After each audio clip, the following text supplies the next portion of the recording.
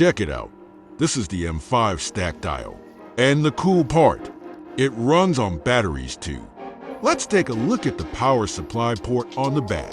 Sure, it could also be powered via USB-C, but we're taking it up a notch by hooking up a battery-powered UPS.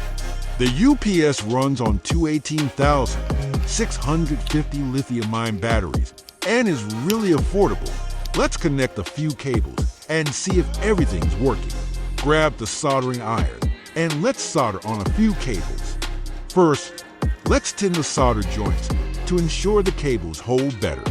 Now, let's prepare and tin the cables to make soldering easier. Are we all set? Simply plug the connector into the M5 stack. It should start up without any issues. To make sure nothing's overheating, let's whip out the thermal camera and look for hot spots. Connect the UPS to 5 volt. There's the TP for 1056, charging our batteries. Everything looks great. A final check with the multimeter to make sure the voltages are right. All good here too. And there you have it. Our UPS is ready for the M5 stack. Did you enjoy the video? Then give it a like and subscribe to the channel for more. Don't forget to subscribe. Thanks, everyone. Help me growing and subscribe.